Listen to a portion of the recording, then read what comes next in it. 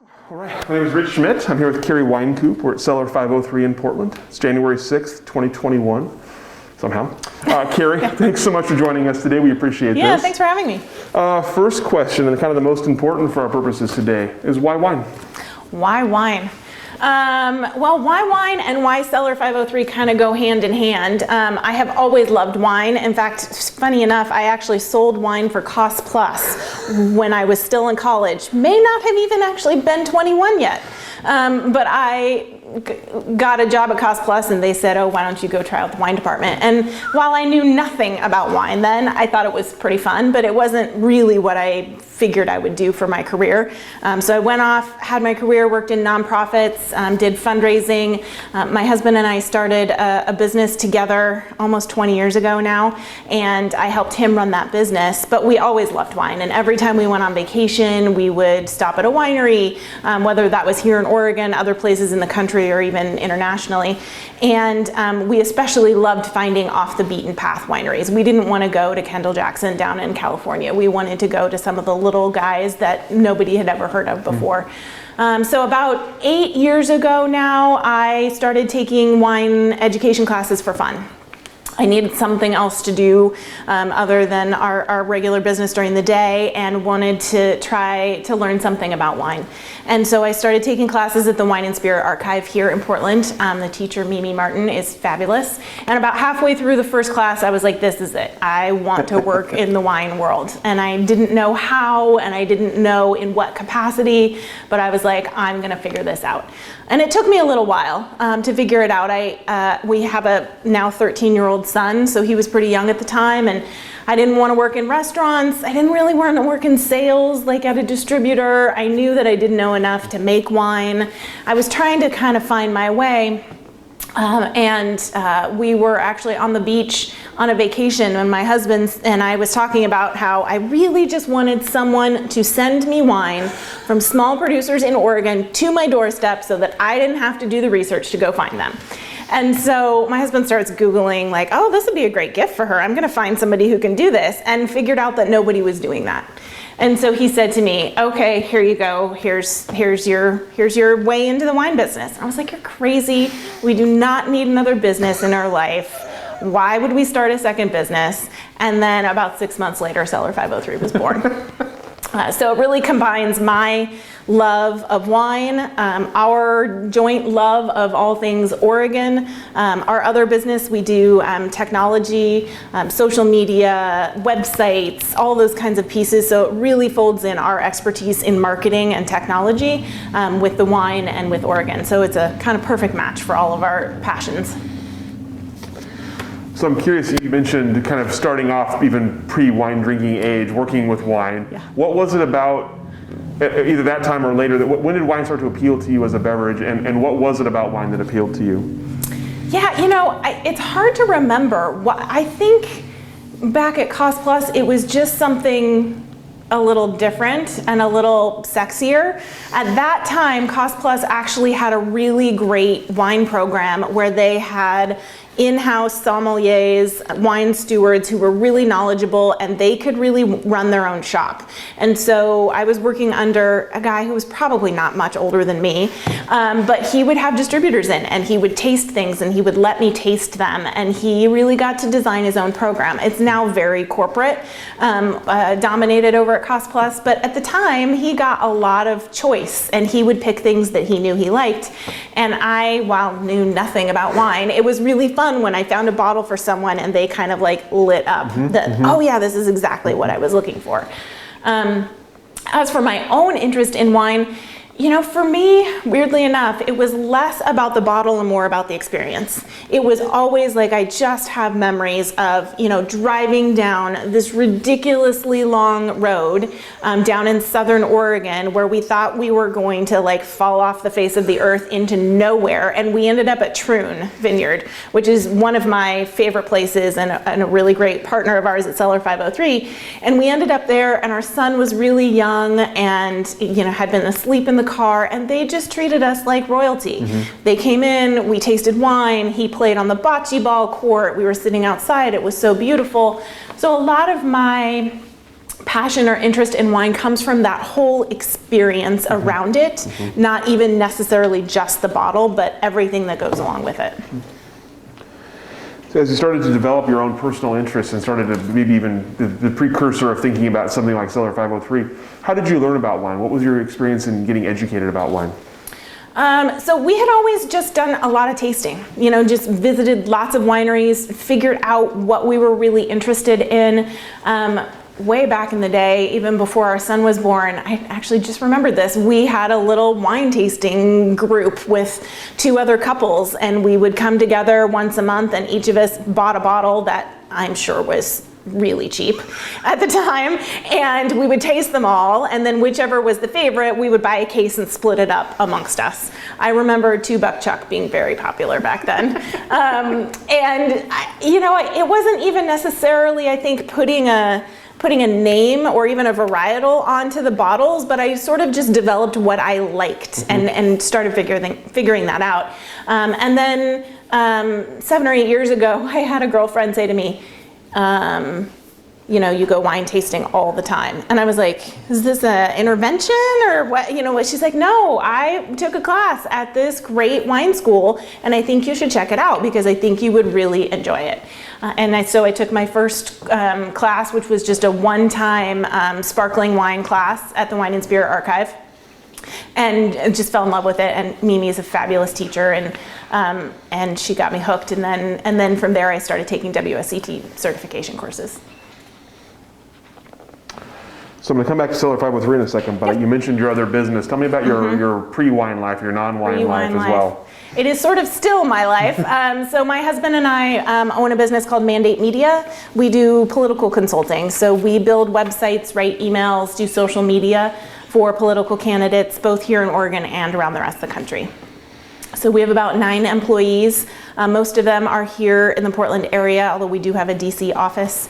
And we work for senators, Congress, members of Congress, nonprofits all over the country, trying to get them elected to higher office. So I always did the day-to-day operations for that business, billing, HR, those kinds of things. I would, write an email every once in a while when I had to, but really sort of keep the trains moving. That business is still going. I've been out of the day-to-day for about 4 years now, but I do still do some of the financial pieces in HR. So you mentioned earlier kind of how the skills you had from that fit in so nicely to Cellar 503. Tell me about, as you have started Cellar 503, what have you brought in from that has been helpful for you in starting the business? Well, we're really an online-only business. We're sitting here in this great tasting room that we opened about, I guess it'll be 5 years in June. We opened this tasting room, but we are really primarily an online business. I never wanted to run a wine shop.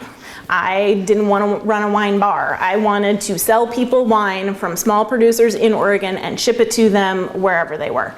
Our experience, I am super lucky that I have a technology company behind me. I don't have to pay for a website. They build my website and, help me with technology. But also my husband is great at marketing and being really creative and, helping me craft social media campaigns and advertisements that really have caught people's eye and been able to, attract people into the club because of our online resources. And we are lucky to have this tasting room, which in non-pandemic times, people definitely bring their friends and they come in and we get a lot of folks certainly in the door here, but most of our growth is through online sources. So I want to come back to kind of how the club works, but I'm going to kind of take you back to, you have this kind of epiphany of why doesn't someone do this? Tell me about the steps of actually making it happen, and what was the kind of initial goal? How close did you make it to that initial goal, and what were some of the biggest obstacles in getting this kind of a project off the ground? So lots of research, lots of joining other random wine clubs to see how they worked, which was very interesting. I think one of the things I am most proud of about Cellar 503 is that we buy real wine from real winemakers, and we buy it at the price that works for all of us. I don't go to winemakers and try to push them down on price to get the lowest possible thing out there. I don't send out, you know, $3 bottles of wine and call it a $30 bottle of wine, which there are unfortunately a lot of national wine clubs who do that. So we learned a lot through that research process of like, how do they communicate with their members? What does the packaging look like? What does the wine taste like? What do the materials in the box look like? So there was a lot of that. Then there was obviously the technology pieces, and how do we, you know, our company does the front-facing technology for us, but there's a whole wine club management software, and how do you find the right one, and how do you set all that up? And then, of course, as any wine person will tell you, then there's the complications of OLCC and shipping laws and trying to figure out all the legalities. That definitely was the biggest hurdle and the most amount of work to try to figure out how that all worked, and how to set up an account with FedEx, and, you know, all those things that we'd never had to think about before. You know, I think I had a little bit of unrealistic expectations of how many club members I would get in my first year. It is hard to sell people on a wine club, and I think most wineries would tell you that too. You know, it takes a lot of work and energy and a lot of face-to-face with people to convince them of, you know, a healthy chunk of money every year. So I think I had kind of unrealistic expectations that first year. But you know, since then, and I feel like we've gotten our feet really under us and had steady growth. This year's been bonkers. We ended 2020 with twice as many members as we ended 2019, which is, I'm so grateful for and thankful for. And you know, it's a little hard in these days to celebrate your successes when so many people are struggling. But I'm really proud of it. And the thing I'm really proud of is that because I have so many members, I am able to then support so many small wineries who really have struggled. I had a winemaker today that I'm featuring in January who dropped off his wine, where his day job and his wife's day job are in high-end restaurants in Portland. They have had no income for 6-9 months. And he was almost in tears today when he dropped off the wine. He's like, you will have no idea how much it means to me to have this sale. So I'm really proud that we have been able to grow so much and be able to support other of these small businesses. That's amazing. Tell me about how the wine club works, and does it work how you that initial epiphany, does it work that same way, or has it adjusted over the years? That's a good question. It actually has remained very steady. We set it up the way it has continued. So we choose 2 different whites and 2 different reds from 4 different small producers in Oregon every month. So we only work with Oregon producers, and the way I define who's an Oregon producer, that's sometimes controversial over in the Walla Walla area, is anybody whose, you know, TTB license is in Oregon. So some of the wineries, even here in the Portland area, a lot of the urban wineries might buy their grapes from Washington. That's fine. I don't really care where the grapes come from. If they are registered in Oregon, I consider them to be Oregon. And then the other requirement is that they make less than 10,000 cases. So as much as I love Sokolblosser or A to Z, they don't really need my help. And I wanted to help people understand the small wineries in Oregon, and that wine in Oregon could be affordable and approachable, and that there were a lot more varieties than just Pinot Noir. So I picked 10,000 cases as a fairly arbitrary number. About 80 to 85% of the wineries in Oregon fall under that category. So we have worked with wineries from all now 22 ABAs, including the Snake River Valley, which we were talking about. Members can choose from a monthly membership of 2 bottles or 4 bottles, or a quarterly membership of 4 bottles. So they can kind of pick and choose. They can choose red only, white only, or mixed. So they really can create, a membership that works for them. We have pickup members, or will call members, here in the Portland metro area, where they can come. Pre-COVID, we had monthly tasting events where they could come pick up their wines, taste the featured wines plus bonus pours. We always invited the winemakers to come so that they could get to meet the winemakers and have conversations with them. And then the rest of our members are around the country, and we ship out to them. So you mentioned the 10,000 cases is kind of an arbitrary number, and like you say, it captures most of the wineries in Oregon. Tell me beyond that what you're looking for in a wine or winery that you're going to feature here. Good question. I would say most of our wineries are more in that 2,000 to 5,000 case range. Although in December we featured a winery from Southern Oregon that makes, I think, maybe 800 cases total. So it does run the gamut. What am I looking for in a winery? I meet every winemaker. I visit every winery. It is important to me to not only taste their wine, but actually get to know them. I tell the stories of the people behind the bottles. Every one of our shipments has inserts, paper inserts about the winemakers, and along with tasting notes for that wine. And I want people to understand who these people are who are making the wine. So just as important to me as the wine is the story. There are some, not a whole lot in Oregon, there are some really corporately owned wineries. And while I'm happy to meet with them, most of the time it's just not a fit because there's just not really a story there or something interesting to be able to talk about. But I would say I very rarely run across a winery that doesn't have at least one wine that I'm interested in. I'm lucky because I am well known that people approach me a lot. I love to get recommendations from other winemakers. Sadly, COVID has really put a damper on me visiting places, and so I am lucky I have a large stable of great wineries that I've fallen back on this last year, and I'm really looking forward to getting back out there and meeting with new folks and bringing more people in. We've worked with close to 200 wineries in our 6 years.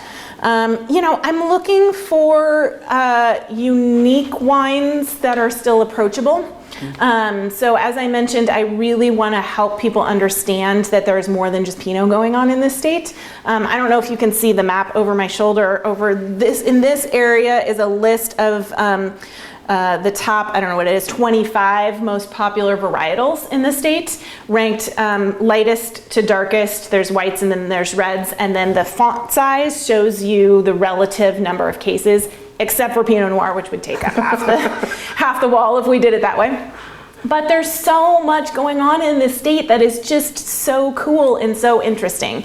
And so while there's some weird wines out there that I can appreciate as a wine geek that may not necessarily fit for my club, I want people to try different things. And every year, one of our most popular themes, so we have a theme for every month, one of our most popular themes is September. We do a back to school theme, which is unusual varietals. So try something you've never heard of before. So we do Aligote, or we do Saint Laurent, or we do Blaufränkisch, or like these really unusual things that there's very little grown here in the state. But I love helping people try those things. One of the things I always say is, like, if you are doing it right and you are learning about wine and you are trying lots of wine, you're going to run into wines you don't like.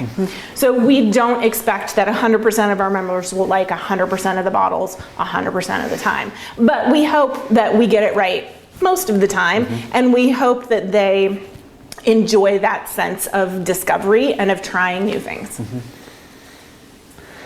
What has been the feedback so far from your consumers, on either side, either the winemakers or the people buying the wines from you? It's been great.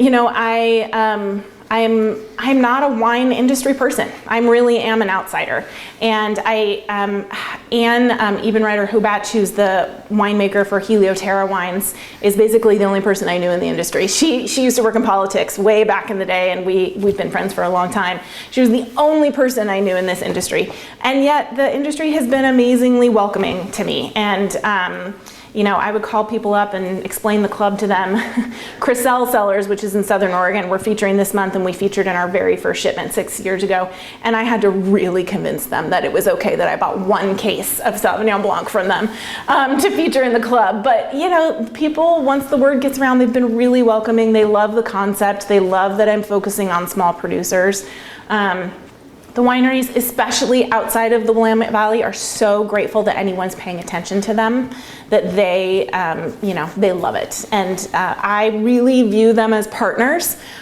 We have a big wine festival every year called Pour Oregon, where we bring together about 50 of our small producers. It was canceled, obviously, this last year. The year before, we had about 800 people attend it, a one-day festival. And I think that recognition that that we are connecting people directly with these small wineries is really gratifying. Our members love that they get stuff delivered directly to their door. They love the stories behind the wines. They love the variety, that they're not just getting the same wines from the same winery every month. And they really like, I think there's the growing consensus that the Oregon wine community is producing really high quality stuff, which obviously we've known that for 30 years, but people around the country are figuring that out.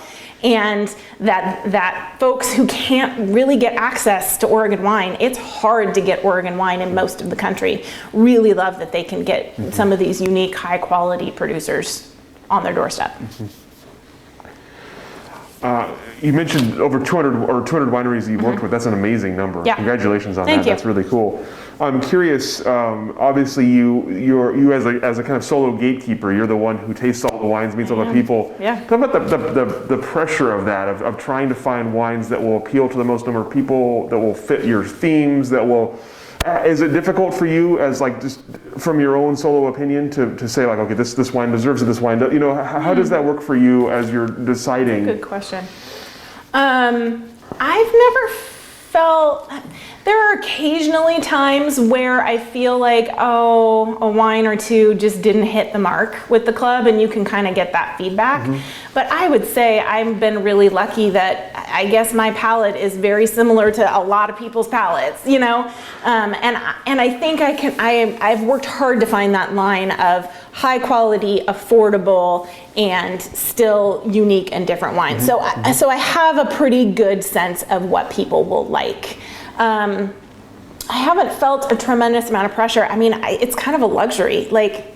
I'm it. So, that's it, yes or no, kind of thing. Like I said, I very rarely find a winery that doesn't have at least one thing that fits in. The struggle comes when I'm trying to find things for a particular theme.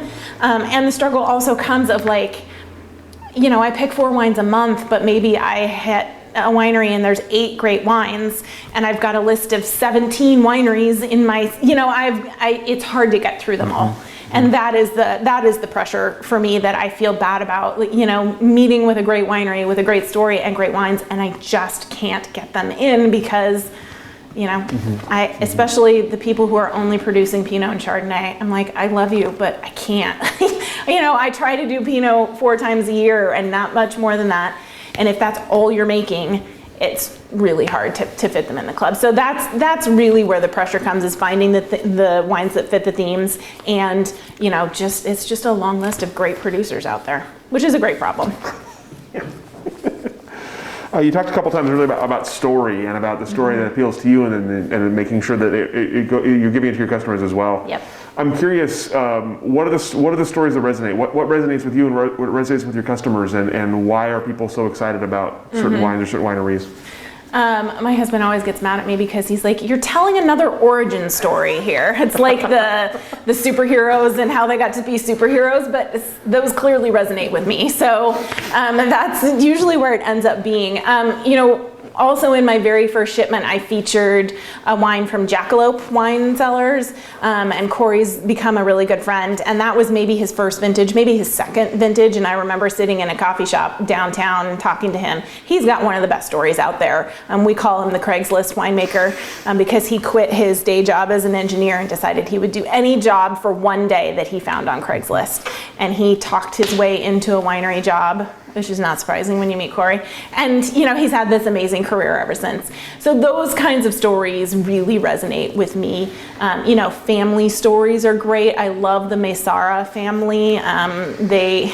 They're hilarious people, and they make fabulous wine, but they've got a really amazing story about how Mo, came over from Iran and bought this land and then raised his daughters up in this, in this culture, which is pretty amazing to me.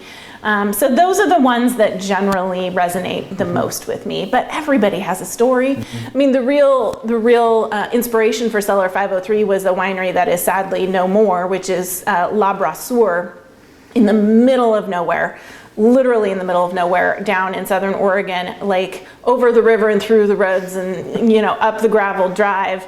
And I have no idea how we found this place and ended up there. And it was a retired firefighter from the Medford Fire Department. He'd been a firefighter for 25 years, decided in his retirement he was going to clear his land, plant his own grapes, teach himself how to make wine, build a winery. And the wines were amazing. And I stood there and I was like, no one is ever going to find this place. Like I don't even know how he can exist, how he can sell his wine. And I really wanted to tell that story, that particular story. And fortunately was able to get them in the club twice before they decided to really actually retire and shut it down. So I love those. Everybody's got a great story. Do you find the way the stories resonate with your customers has changed at all? Are people looking for something different now than they were when you started? No, I think they like that story too, the origin story often. I pride myself that both me and my customers, we're not snobs. We're not wine snobs. We're people who enjoy wine and we like discovery. So most of the folks who come in here and want to talk to the winemakers, they want to hear how the winemakers got started. They'll ask some questions, and we get people who are more knowledgeable than others in here, and they want to ask some people want to ask really high detailed questions about the winemaking process. But most folks just want to relate to them as a human being. And I think the wine industry and the winemaker job is very sexy, very elusive. I think most winemakers probably would say it's not in actuality. But to people who aren't in it in a day-to-day life, you come out with this bottle of amazing stuff. And how do you do that and how do you get there?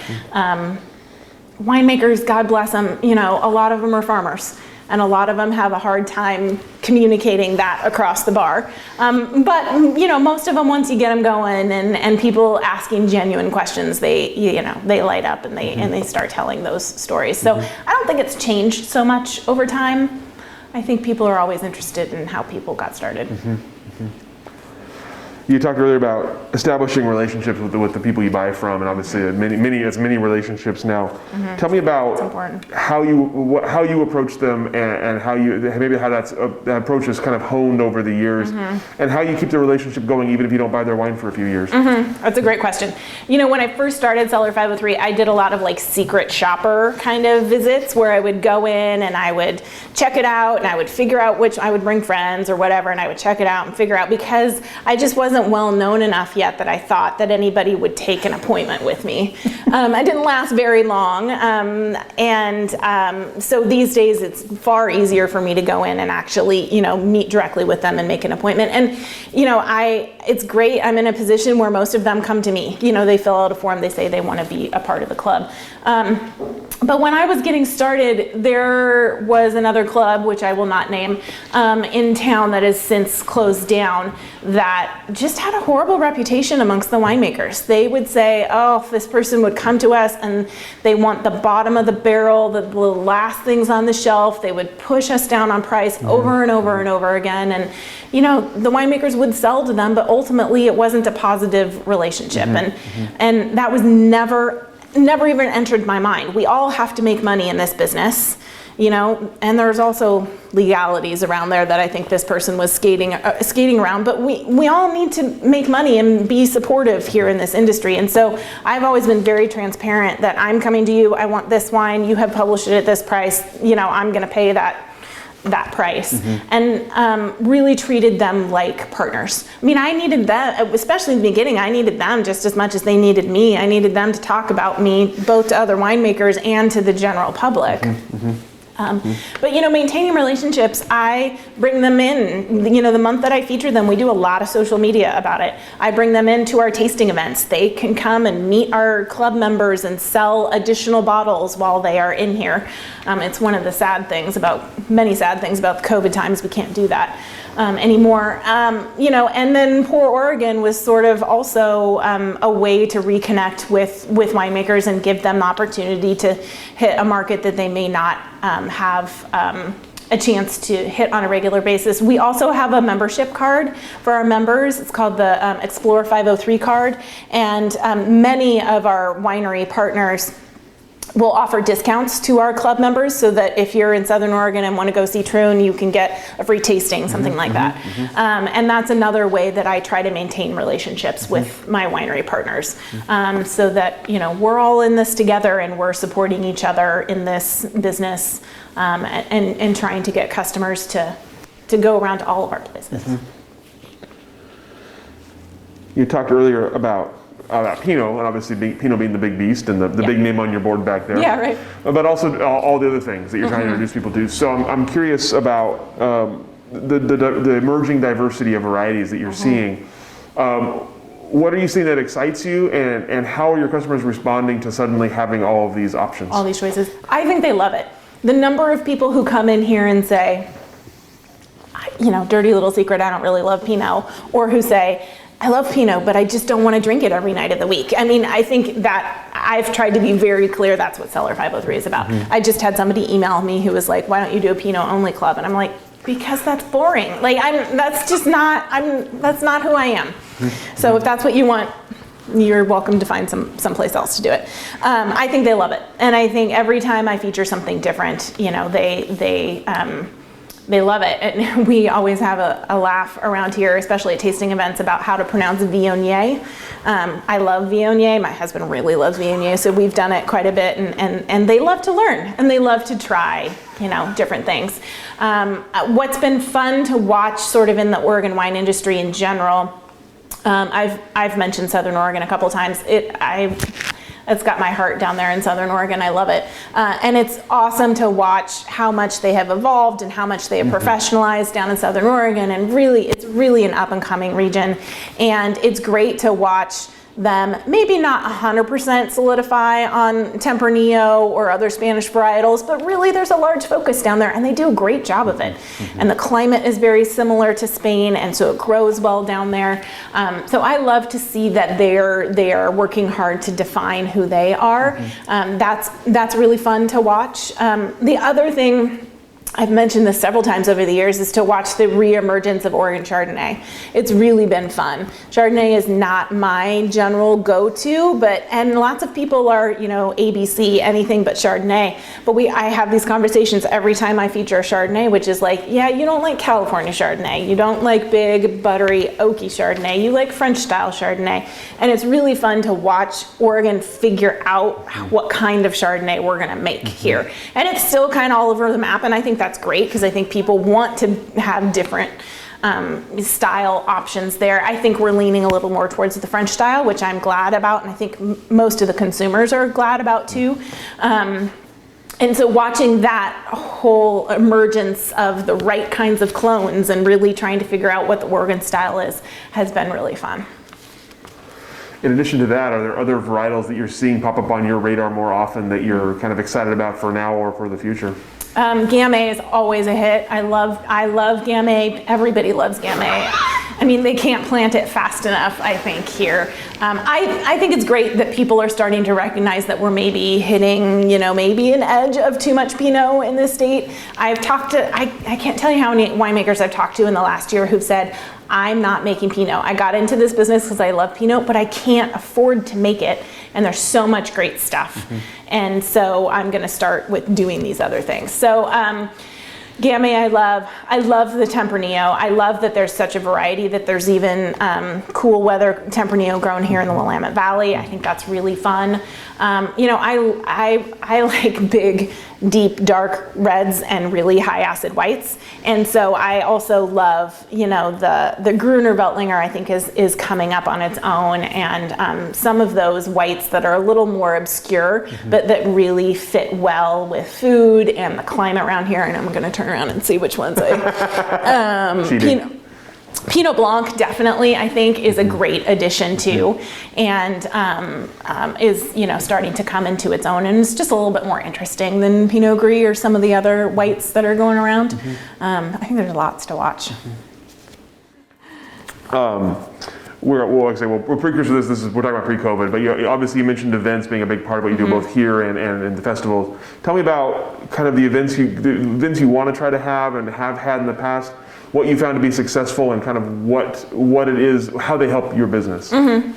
Good question. So yeah, we do tasting events here in the tasting room every month, where we bring in the winemakers. We pour our featured wines plus bonus pours, and you can't see it, but we have a great outdoor space here, and everybody loves to in the summer pick their spot and spend all day. Pour Oregon, definitely very successful, although a lot of work.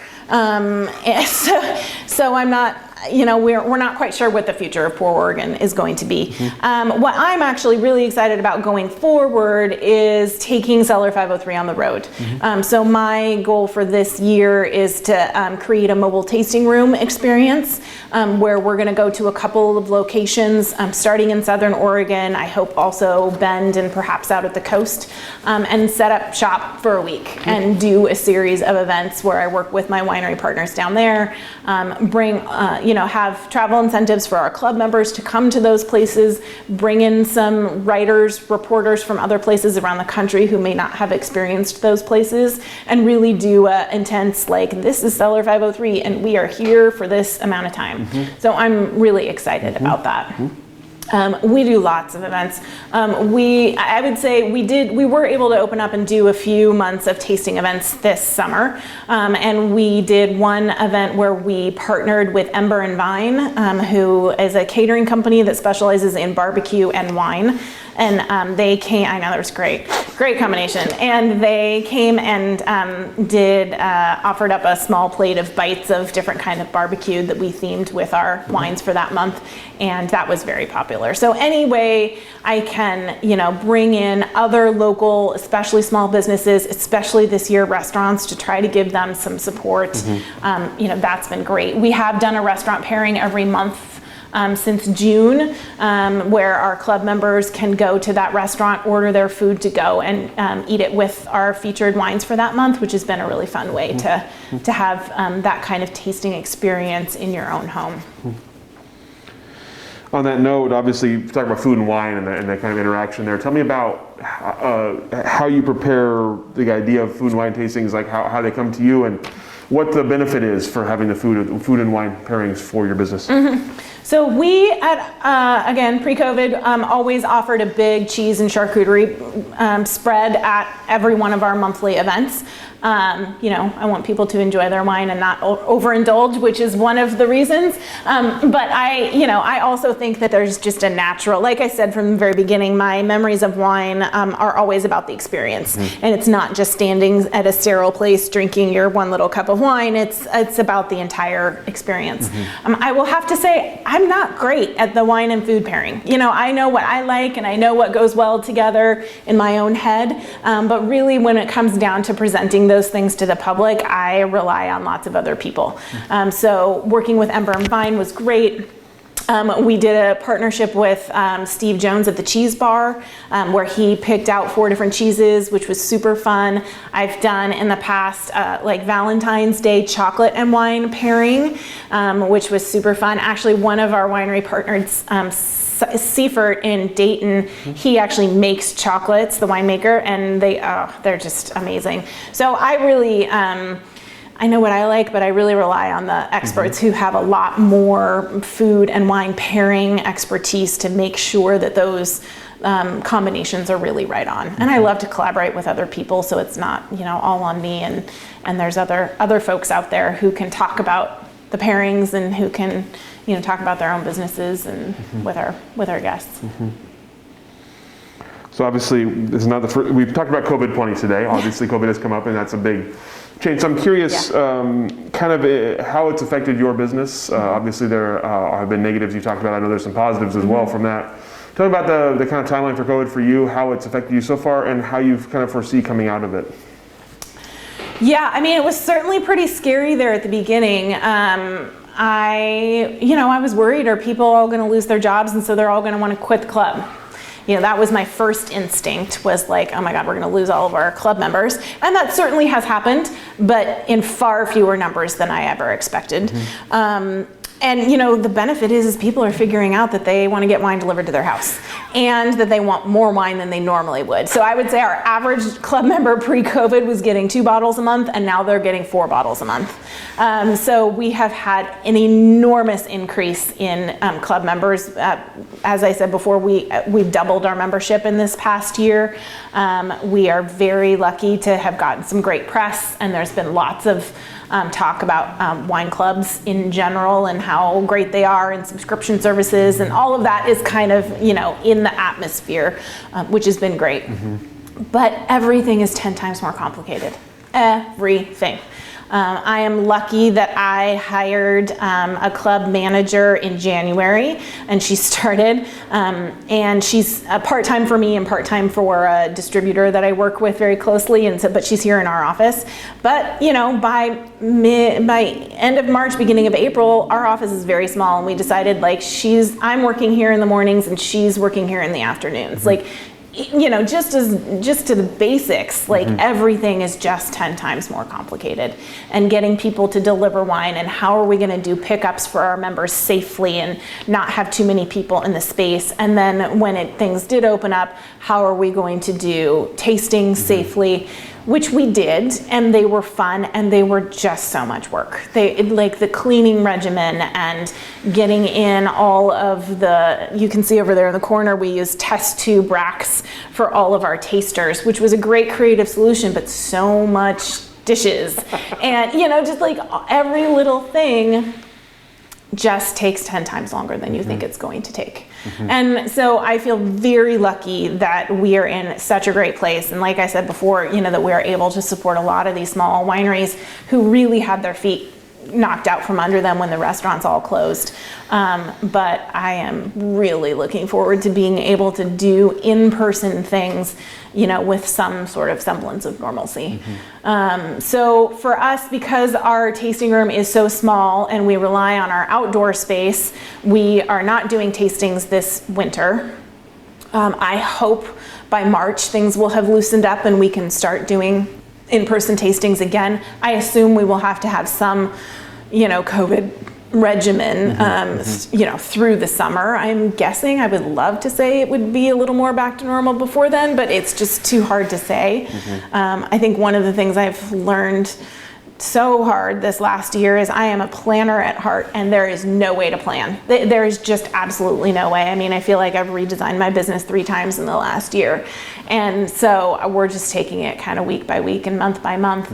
As I said, I've got a Cellar 503 on the road program hopefully happening in July. Hopefully again, getting out there and meeting with people and, doing tastings with folks.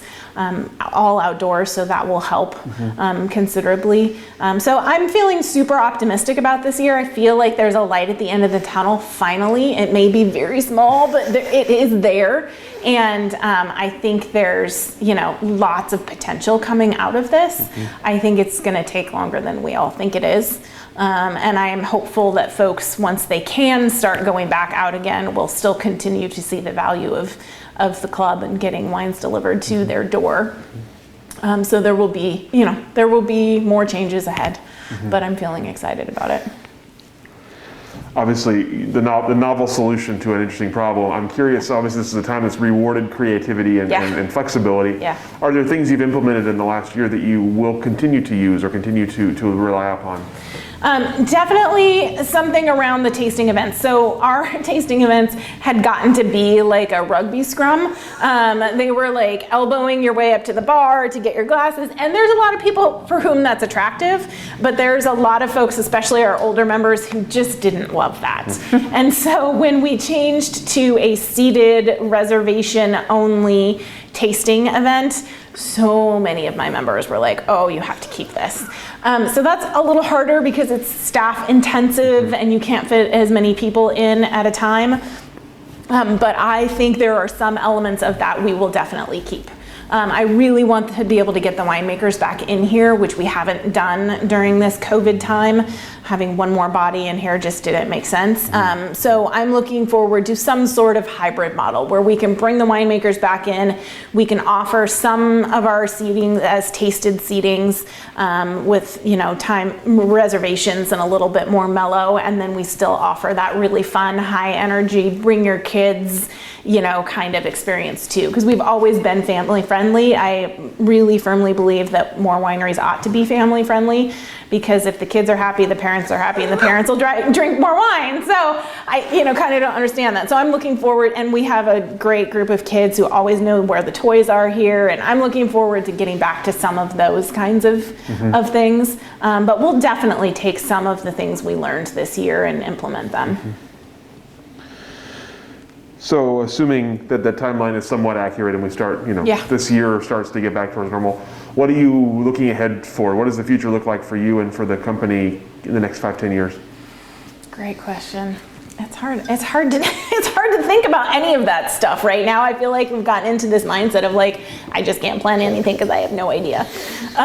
So, you know, continue with the basic model of the club, which is, you know, the monthly or quarterly membership. I think another lesson I have learned very strongly this last year is that people want to buy wine even if they're not in the club.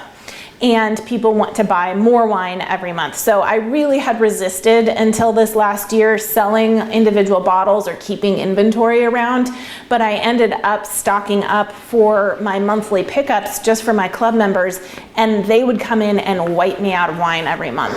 So that probably won't stay quite as high, you know, once we get post-COVID, but I think I've learned that, you know, selling one-off packages of wine, you know, whether it's around a theme or whether it's around a season, or having, you know, purchasing opportunities that are outside of the club model, I think that is definitely a place that we will continue to explore and grow into. The club model is always what I wanted to do and is what I want to maintain, but I think there are other opportunities. And then this mobile tasting room thing, I'm really excited about that, and being able to take it, you know, around the state, both for my own purposes to talk about Cellar 503, but then as an event rental. You know, it's really popular to hire an Airstream trailer to bring your drinks to your wedding these days, right? So, you know, ours will be some sort of that kind of model too. So I think that will be an exciting change. I think, you know, another change is we will, at some point, I hope this year, open up our tasting room every weekend. So we have only been doing 1 weekend a month, but we'll start to be a little bit more traditional in that style and be able to get the general public in here for tastings.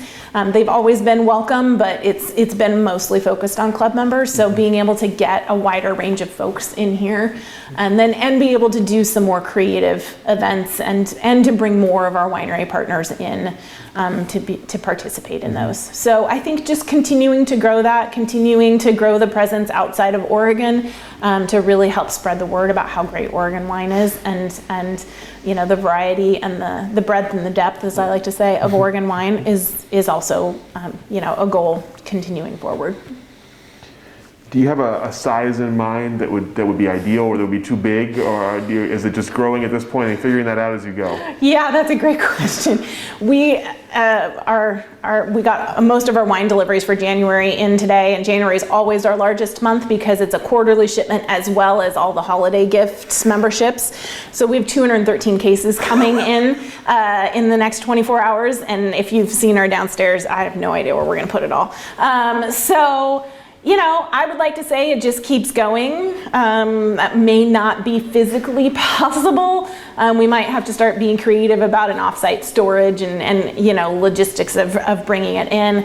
You know, I always thought 500 members was my ultimate goal. I'm now at 875, which is crazy bonkers to me.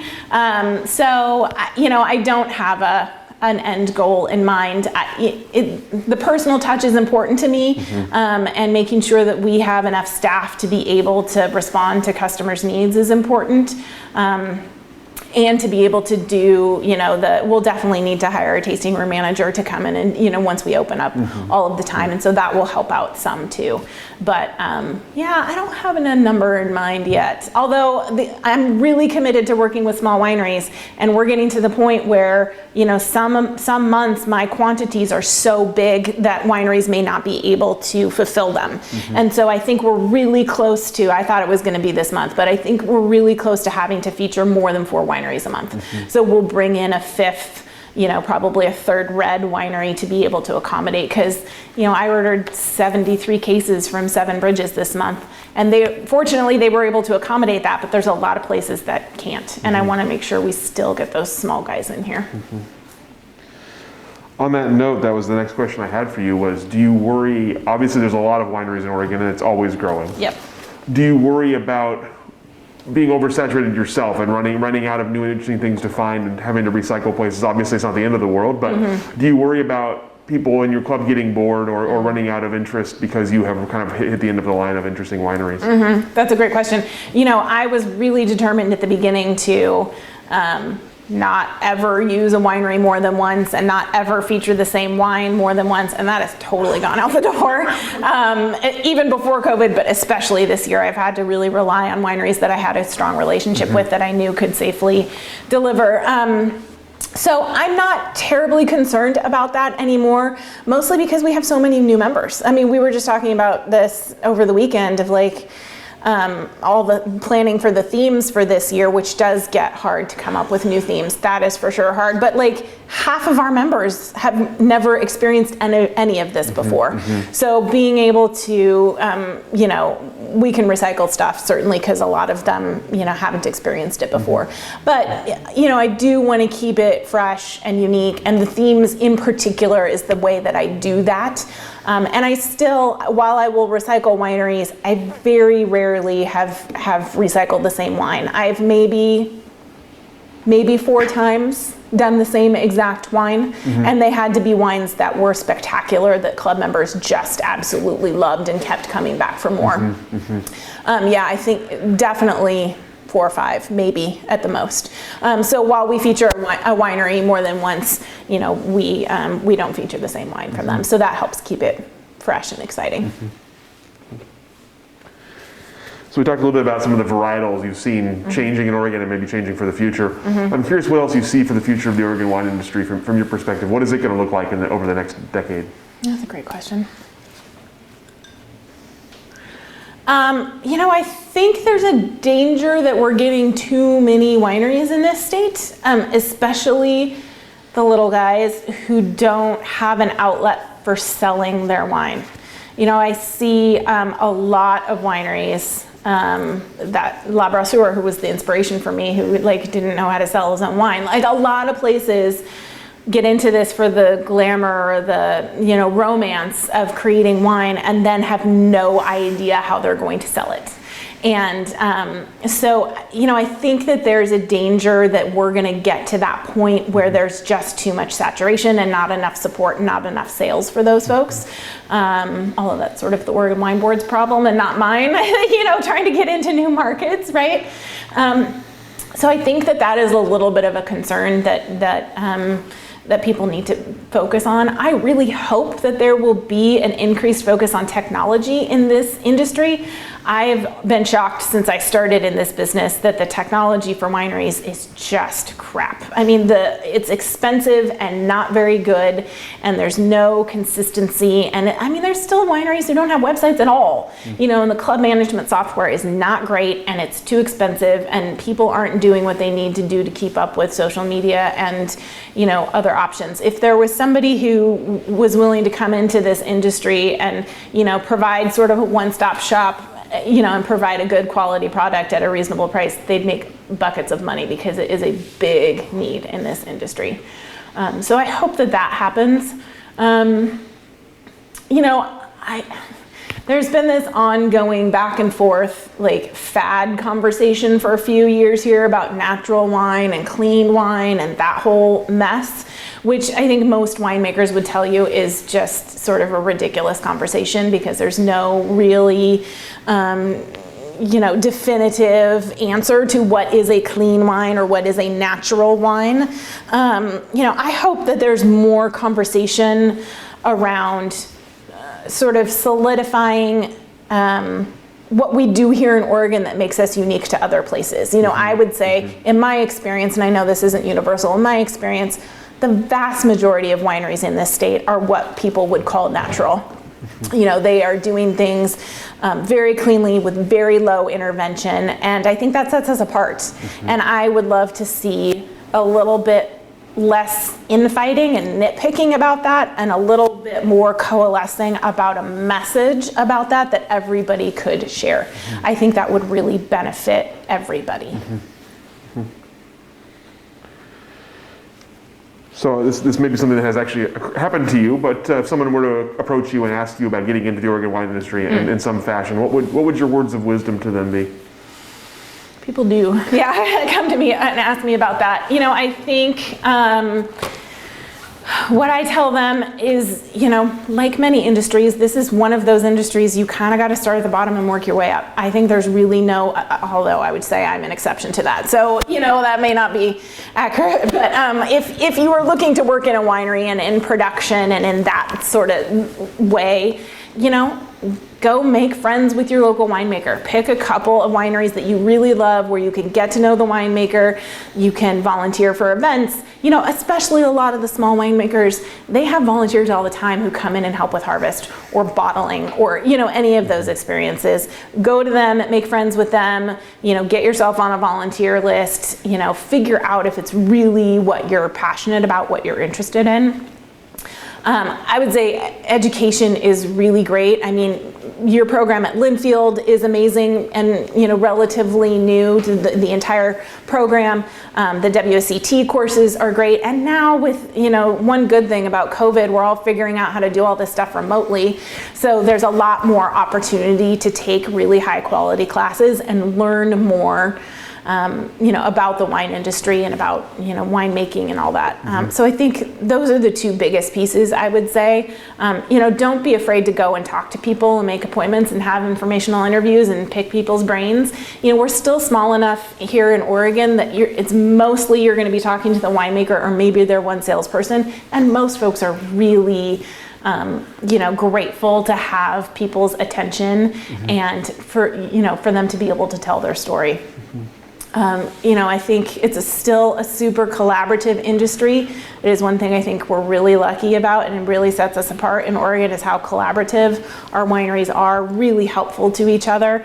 Every time I've ever had a need, oh my God, I'm out of boxes, somebody will show up the next day and drop them off with me, and go talk to a winemaker and they say, I don't really need anybody, but I know that XYZ over here, they really need some help. Why don't you go check with them? I'll make an introduction. So it is a lot of legwork to get in to this industry for sure. But I think it's still a very open industry that's open to people who are enthusiastic and hardworking. All right, that's all the questions that I have for you today. Is there anything I didn't ask that I should have? Anything we didn't cover here today that we should have covered? I don't think so. No, that was pretty comprehensive. Excellent. Well, thank you so much for your you're time, welcome. for your story. Thank you, this was fun. Hospitality in this beautiful space. Thank you. We'll go ahead and let you off the hook. Okay, sounds good.